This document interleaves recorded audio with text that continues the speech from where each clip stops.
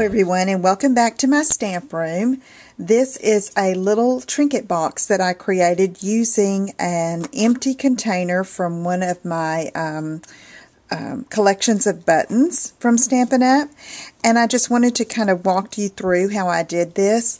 Of course, you recognize this as the little medallions that I scored and created with the Simply Scored scoring tool.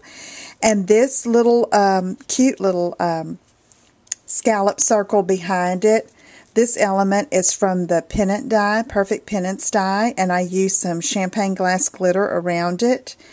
Dazzling diamonds around the little medallion, and a real red button from the Brights collection, and this is from Tiny Tags.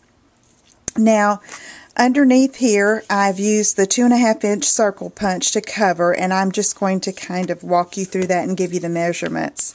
I've got 3 circles punched here.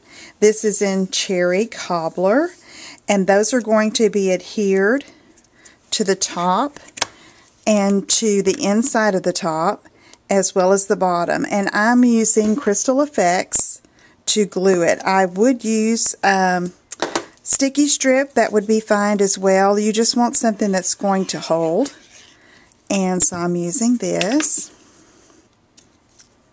And I didn't even bother to take the label off. I was kind of lazy about that, but anyway, it's going to be covered up, so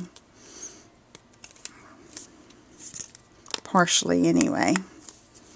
Okay, so I've got that one on there. Okay, and now I'm going to put one on the inside.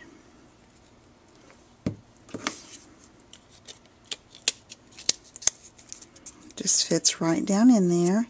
And then I'm putting one on the bottom.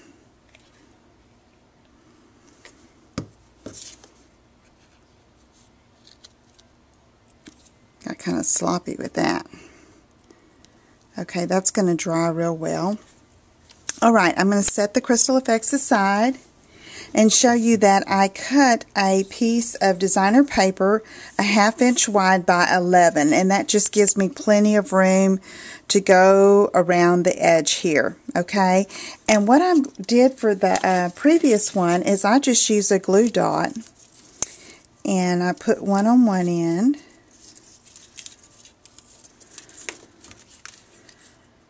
And I'm just going to wrap it around, and it covers this side well without interfering with the lid.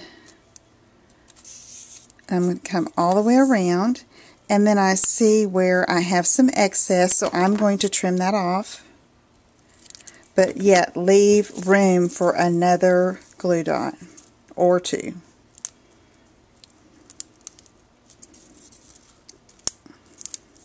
Okay, then I'm just going to overlap, just like that, and that seems to hold it really well.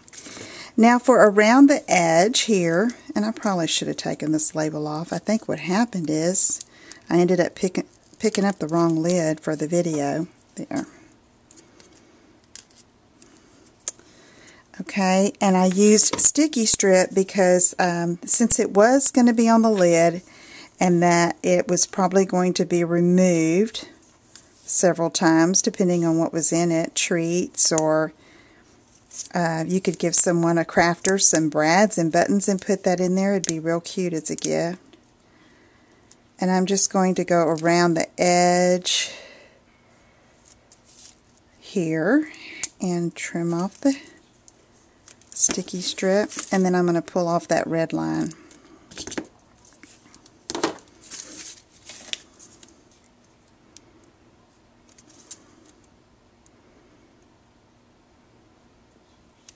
Okay, now I'm going to use some Cherry Cobbler quilted ribbon, satin ribbon, and I'm just going to start here and go all the way around with it. Now the ribbon overhangs the edge. I believe this is a 3/8 inch ribbon. You wouldn't really want to get any wider than that. You could probably use our taffeta ribbon or our 1/4 inch grosgrain. and that would be fine.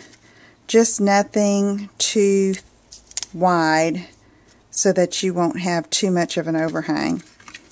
Then I'm going to trim off here, give it a little room to overlap. And what I did on my other one is I went ahead and used some crystal effects right here to keep this from raveling. So I'll do that afterward. I'm not real happy with my label.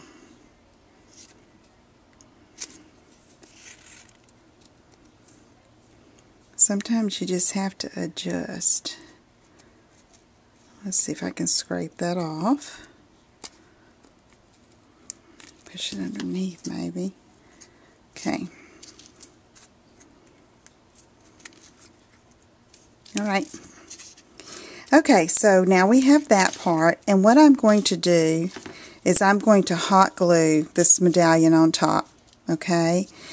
But to attach the little tag, I'm going to use a mini glue dot on the top of the jewelry tag, so I can just attach it to the button, just like that.